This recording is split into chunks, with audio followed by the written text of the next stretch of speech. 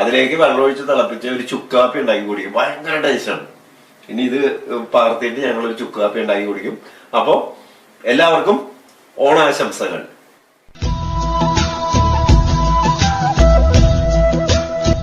Hi, എന്തൊക്കെയുണ്ട് വിശേഷം? ഇവിടെ ഓണമൊരുക്കലിന്റെ അടുത്ത പരിപാടി തുടങ്ങി. നേന്ത്രക്കായ വളരെ പ്രധാനപ്പെട്ടതാണ് ഓണമൊരുക്കലില്, അല്ലെങ്കിൽ ഏത്തക്കായ. നമ്മള് നേന്ത്രക്കായ കൊണ്ട് വട്ടത്തിൽ ഉപ്പേരി, നാലും കീറി ഉപ്പേരി, ശർക്കര വരട്ടി, കുറുക്ക് കാളൻ, അങ്ങനെ പലതും ഉണ്ടാക്കും. മാത്രവുമല്ല, ഓണത്തിന്റെ അന്ന് നമ്മള് പഴം നുറുക്കിയത് അത് പുഴുങ്ങി അടയും ഉണ്ടാക്കിയാണ് നേദിക്കാൻ വെക്കുക. അപ്പോ നേന്ത്രപ്പഴ പ്രഥമൻ ചിലവരുണ്ടാക്കും ഉച്ചയ്ക്കുള്ള സദ്യക്ക്. അപ്പൊ വളരെ പ്രധാനപ്പെട്ട ഒന്നാണ് നേന്ത്രക്കായും നേന്ത്രപ്പഴവും.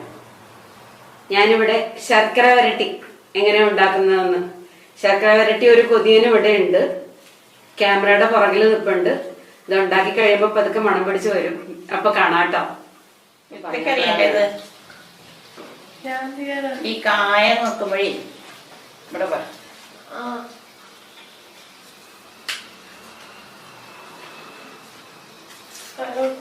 കായയുടെ തൊലി കായണെങ്കിലേ ഇങ്ങനെ ഒരു വരയിട്ടുള്ളൂ, കീഴോട്ട്.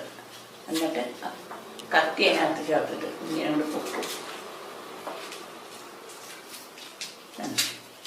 അതിന് വേഗം പോയി.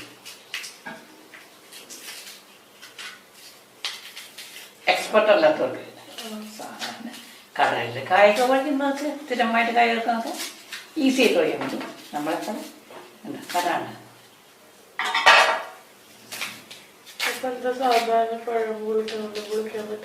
അത് പച്ചക്കായ ആവുമ്പം ഈ തൊലിയിൽ ചേർന്നിരിക്കും. പഴുക്കുമ്പോൾ മാത്രമേ തൊലി കൊണ്ടിട്ടുള്ളൂ. ഓക്കെ, പഴുത്ത് കഴിയുമ്പം തൊലി കൊണ്ട് വിടും. ഇപ്പം ചേർന്നിരിക്കണ്ടില്ലേ, ചേർന്ന് നമ്മൾ ഇങ്ങനെ പൊക്കി കൊടുക്കണം. നല്ല വരും. കണ്ടോ,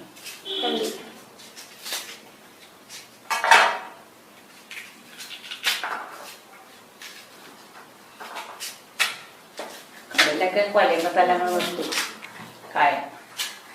എന്നിട്ട് അവിടെ നിന്ന് തിരിച്ചെടുക്കും. അവരുടെ ശരിക്കും തൊണ്ടയുമ്പോൾ എടുക്കും. വന്ന് ഇങ്ങനെ അടത്തിയെടുക്കില്ലേ കായ, മനസ്സിലേ? അങ്ങനത്തെ ഇട്ടിട്ട്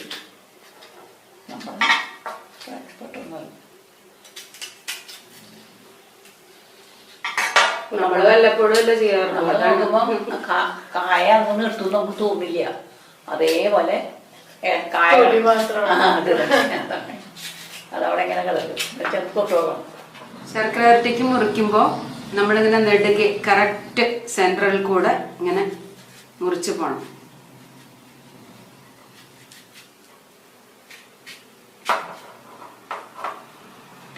എന്നിട്ട് നമ്മൾ ഈ തുമ്പൊക്കെ എടുത്ത് മാറ്റും കേട്ടോ. എല്ലാം ഒരു വലിപ്പത്തിലിരിക്കാൻ വേണ്ടി നമ്മൾ തുമ്പ്, അത് വേണമെങ്കിൽ പുഴുക്കുണ്ടാക്കാനായിട്ട് എടുക്കാം. തൊലിയുടെ കൂടെ ഇടുമ്പോൾ പുഴുക്കുണ്ടാക്കാനായിട്ട് എടുക്കാം. കായയുടെ തൊലി നമ്മൾ പൊളിച്ചത് നമുക്ക് ചെറുപയറും കൂട്ടി പുഴുക്കുണ്ടാക്കാൻ പറ്റും. അത് ഈ ഉപ്പേരി വറുക്കുന്ന ദിവസങ്ങളിൽ വൈകുന്നേരത്തെ 4 മണി പലഹാരമായിട്ട് അത് ഉപയോഗിക്കാറുണ്ട്. അതുപോലെ തോരനുണ്ടാക്കാനും ഉപയോഗിക്കും ഇത് കായയുടെ തൊലി. അതെ, നമുക്ക് കായ ഉപ്പേരി വട്ടം വറക്കാനുള്ളത് അതും കൂടി ഇതിന്റെ കൂട്ടത്തില് ചെയ്യണം.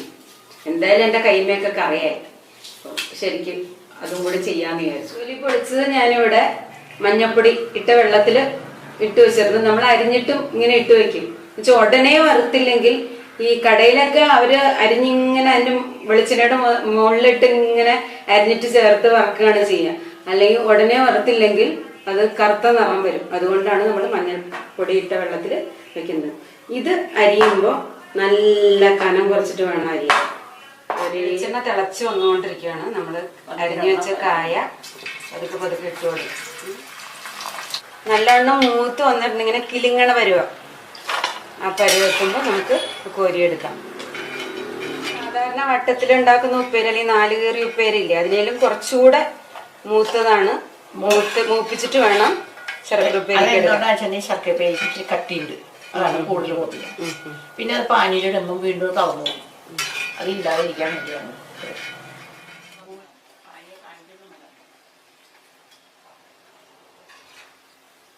ചെറുതായി മൂത്ത് വരുമ്പോൾ നമ്മൾ സ്റ്റൗ സിമ്മിലിട്ടിട്ട്, എന്തിനാന്ന് വെച്ചാൽ ഉള്ളു വെന്ത് കിട്ടാനാണ്. ചെറുതായി മൂത്ത് വരുമ്പോൾ അതിലേക്ക് കുറച്ച് ഉപ്പ് വെള്ളത്തിൽ കലക്കി ഒഴിച്ചു കൊടുക്കണം. അതെന്തിനാണെന്ന് വെച്ചാൽ നമ്മൾ ശർക്കര വരട്ടി ഉണ്ടാക്കുമ്പോൾ കായ വറുത്തെടുത്തിട്ട് ശർക്കര പാനിയിൽ ഇടുമ്പോൾ അത് അതിൻ്റെ ഉള്ളിലെ കായയ്ക്ക് ഉപ്പേരിക്ക് ഉപ്പ് രസം ഇല്ലെങ്കിൽ ഒരു സ്വാദ് ഉണ്ടാവില്ല. ശർക്കര വരട്ടിക്കുള്ള പാനി അരിച്ച് ഉള്ളിലേക്ക് ഒഴിക്കുകയാണ്.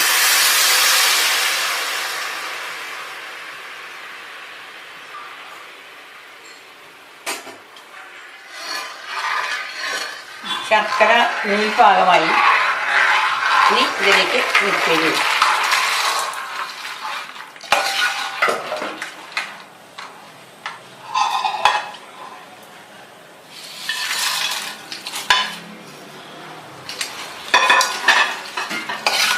ഇതിലേക്ക് കുറച്ച് ഏലക്കാപ്പൊടി, ചുക്ക് പൊടി ഇട്ട് ഇളക്കി കൊടുക്കുക.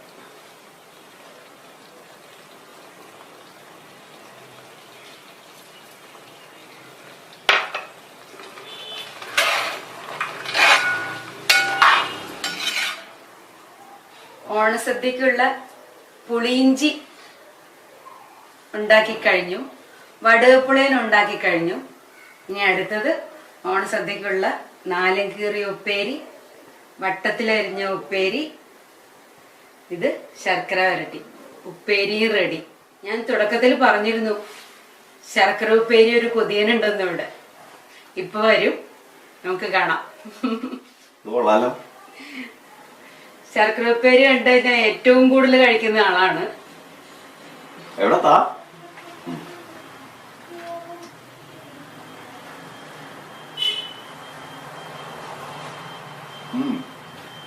ഉദ്ദേശ രീതിയിലൊക്കെ ആയിട്ടുണ്ട് കേട്ടോ. ഇതുമായിട്ട് ബന്ധപ്പെട്ട് വേറൊരു കാര്യം പറയാനുണ്ട്. എന്റെയൊക്കെ ചെറുപ്പത്തില് വീടുകളിൽ, എന്റെ മാത്രമല്ല ശ്രീകലയുടെ ചെറുപ്പത്തിലൊക്കെ വീട്ടിലെ അച്ഛനും അമ്മയും കൂടെയാണ് ഇത് ഉണ്ടാക്കുക. ഇത് കഴിഞ്ഞിട്ട് ശർക്കര വരട്ടി ഉരുളിയിൽ നിന്ന് മാറ്റി കഴിയുമ്പോൾ അതിനകത്ത് ചുക്കും ഏലക്കായും ശർക്കരയൊക്കെ കൂടെ ചേർന്നിട്ടുള്ള ഒരു പൊടി ഉണ്ടാവും. ആ പൊടി തിന്നാനാണ് തിരക്ക്. ഭയങ്കര ടേസ്റ്റാണ് അത്. പിന്നെ വേറെ പണി ചെയ്യും. അതുകൊണ്ട് എല്ലാം അരി കഴിയുമ്പോൾ ഈ പൊടി മാത്രമല്ലേ ഉള്ളൂ. അതിലേക്ക് വെള്ളമൊഴിച്ച് തിളപ്പിച്ച ഒരു ചുക്കാപ്പി ഉണ്ടാക്കി കുടിക്കും. ഭയങ്കര ടേസ്റ്റാണ്. ഇനി ഇത് പകർത്തിയിട്ട് ഞങ്ങളൊരു ചുക്കാപ്പി ഉണ്ടാക്കി കുടിക്കും. അപ്പോൾ എല്ലാവർക്കും ഓണാശംസകൾ.